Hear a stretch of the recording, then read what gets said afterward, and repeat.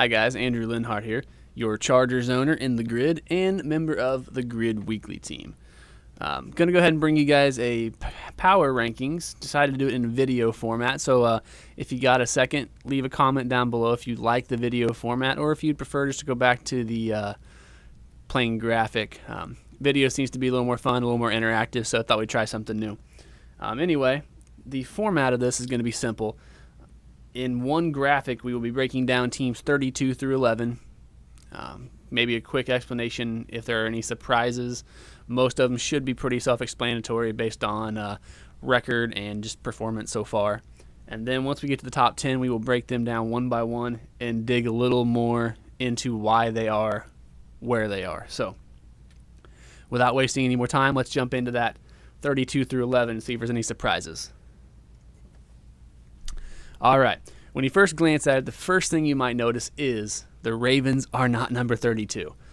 Winless Ravens seemed like a pretty easy pick at 32, but I decided to instead go with the Dallas Cowboys, who, since the new owner joined the league, they have thrown I don't know how many interceptions. They've been blown out every game, and right now that team just needs to find its identity. I know they've had a lot of injury issues, so I think they just need to slow down and figure out what they want to be doing on offense. There needs to be a little bit of a game plan. Other than that, as you go up the list, 31, 30, the Ravens and Lions, they're winless. They need to get that first win. But I've watched games of both, and I've played the Ravens. They're both competitive teams. They will get a win here before too long, I guarantee it.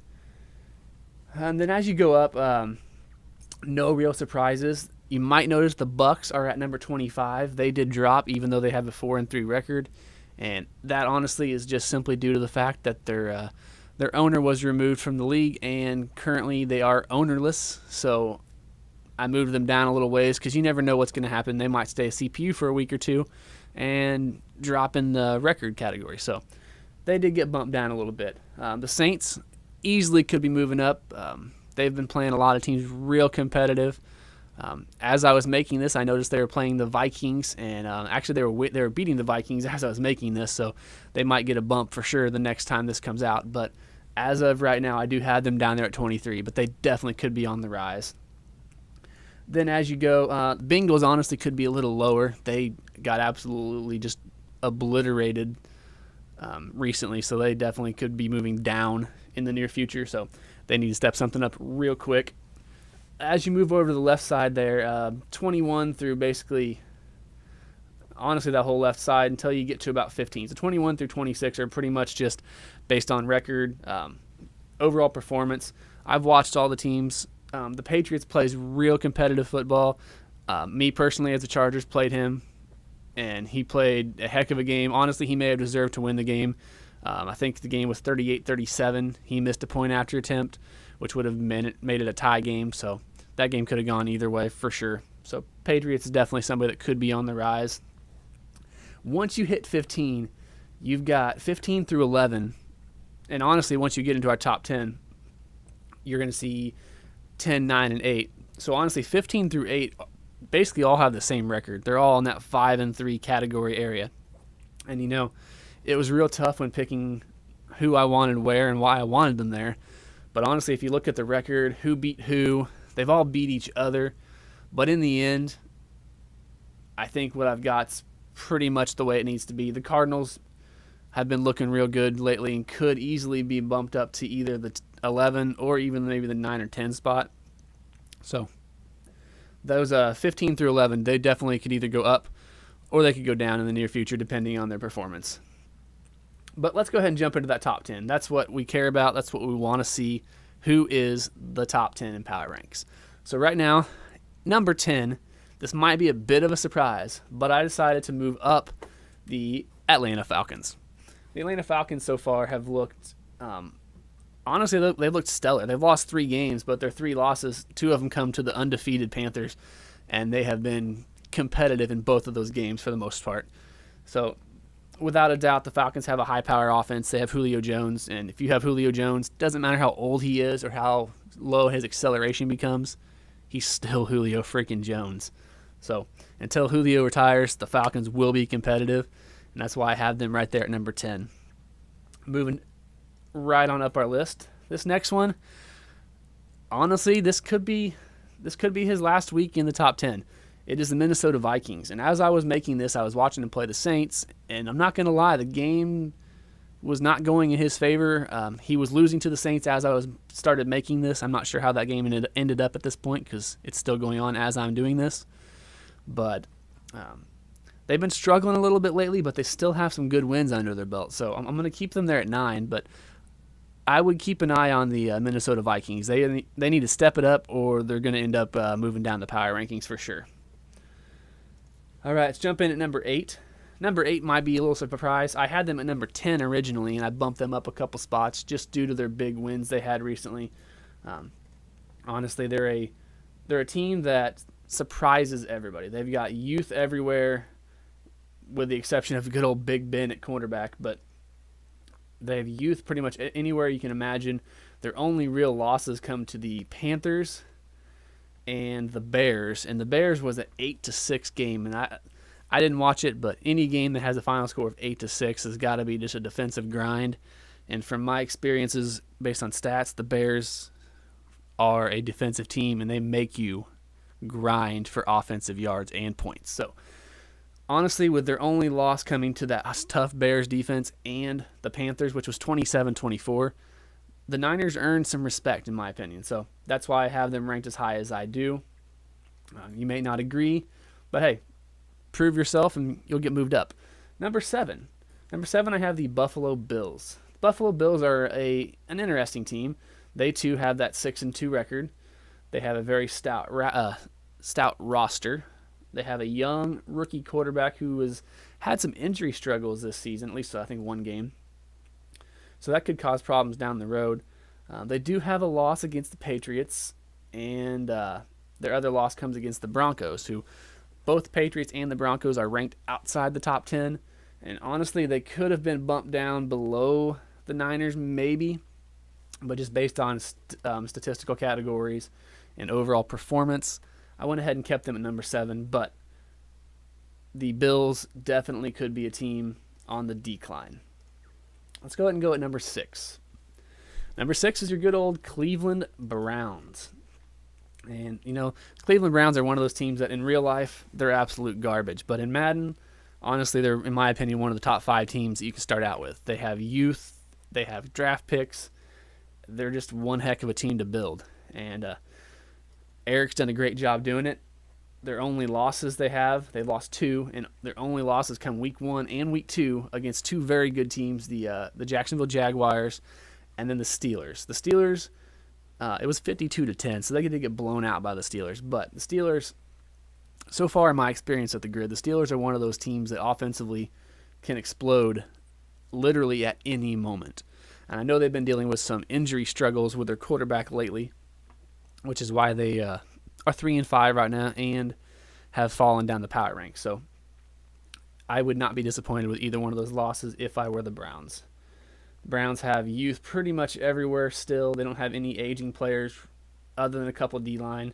And honestly, they're a very well-rounded team. Like, you look at their receiving core, and they've got numerous receivers and double-digit catches, 4 receivers over 300 yards, numerous guys with touchdowns. I mean, they're one of those teams that if you cover one guy, there's 2 or 3 other guys that are going to get open. So I would definitely look for the Browns to pretty much stay where they are. I don't know if they're going to move up, but I definitely would look for them to stay where they are. Number 5 is the Tennessee Titans. If you look at the Tennessee Titans, they're another team that, in my opinion, is one of the top teams to build. They have some youth. They have Mariota, which is a stellar Madden quarterback, and it really shows. If you look at their overall offense, they have the number 1 overall offense in total yards in the grid, number 2 pass, and number 2 rushing. So they've got that down pat, and number 2 in points scored at 31 per game. So offensively, they have nothing to worry about. On the defensive side of the ball, honestly, they're bottom of the pack. I mean, you're looking at 20s and pretty much everything, 19 rushing yards allowed. I mean, they're down there. So that defense is what's holding them back, honestly. But they do have those 2 losses, much like the Browns and the Bills and the Niners. If you dig into their 2 losses, Their two losses, let's see, come against, once again, the Jacksonville Jaguars. It was a 31-3 blowout. And they have a loss against the Colts, which, as you may notice, we haven't seen in these power rankings yet, so they're at least in the top 4. So Titans honestly got bumped up there to that number 5 spot just due to the fact that their two losses come to 2 of the top 4 teams in the grid. So I think the Titans are a solid team, and I think they're going to stay a solid team.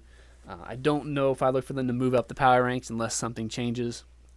So I think I would look for them to stay pretty much in that 5, 6, 7 zone. I think the Titans, Bills, Browns, Niners maybe are all going to kind of flood that middle 5, 6, 7, 8 zone.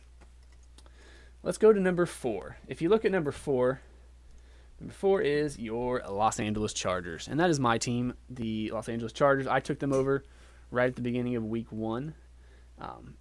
Came in week 1, had a real rough roster. Phillip Rivers was my quarterback. He is, I think, 83 throw power right now, and it just wasn't good. I mean, it wasn't working. I played the Texans week 1, and that was actually my only loss, which is actually why I ranked myself 4th, because my only loss comes to a team that is ranked in the bottom, I think, 5 or 6 of the grid. So I definitely needed a quarterback, and I played with a rookie no-name for a few weeks until I became eligible to trade, and now I got my guy Simon McFarland from the Browns, and so far I haven't had any complaints. He's doing everything I could have asked for. So 7-1. I have had a couple close wins. Just last week I beat the Chiefs 42-35, but if you look at that win, if you watched that game, the Chiefs were ahead most of that game until I had 2 fumble sixes in the fourth quarter. So I'm one of those teams that I'm hoping I can move up. I'm hoping I can keep winning. But the way I've been winning the last few games, I'm due a loss soon. So I might be joining that like 5, 6, 7 area.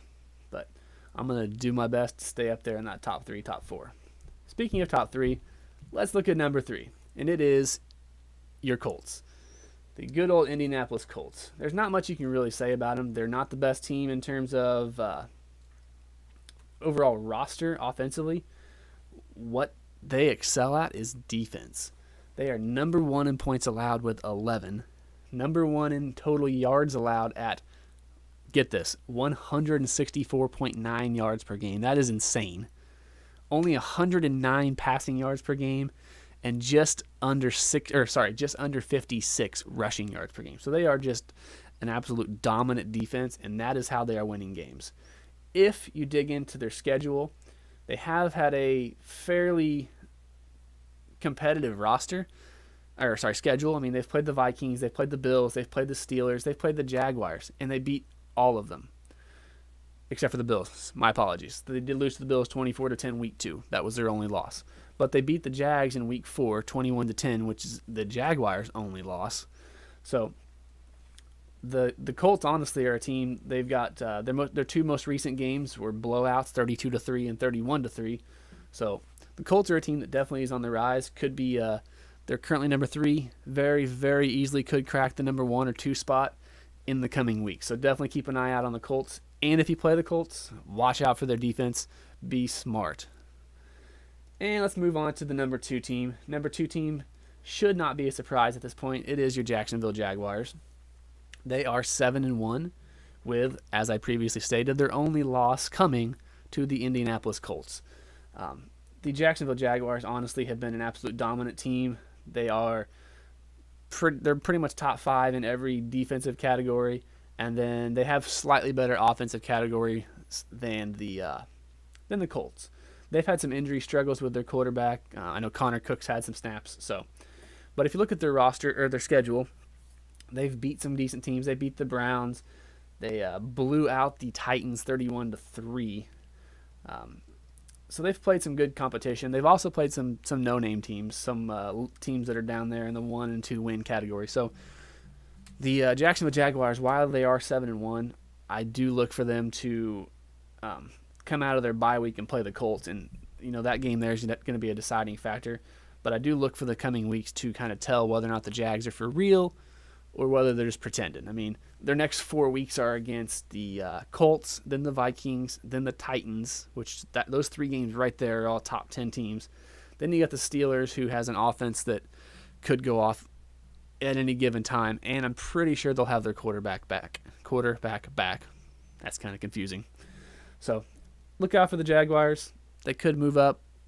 Most likely, we're going to see them decline in the coming weeks, though, I think.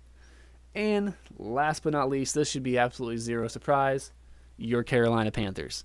Carolina Panthers sit at number 1. There should be absolutely no reason to even question that.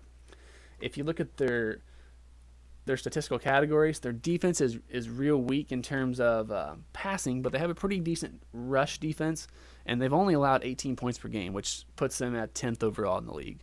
So they may be giving up a lot of yards through the air, but they're not getting into the end zone. So turnovers, red zone defense, it's where it needs to be for the Panthers, and it's why they're winning games. Their offense is middle of the road. Nothing too special there. They do still have good old Wham Bam Cam Newton, good old C-Mac, Christian McCaffrey. All those guys are doing very, very well. And honestly, I talked about this in my breakdown of a game of the week back in week, I think 2 or 3. Russell Spears. If you are playing the Panthers, know who Russell Spears is. Know where he is at on the field every single play. Russell Spears is going to be your key to beating the Panthers. You shut down Russell Spears, you shut down the Panthers. They do have other options, don't get me wrong. They have Curtis Samuel, who's not too far behind Spears, but Spears is definitely their number 1 target. He's definitely their go-to guy, and he is their playmaker. He is why they're winning games.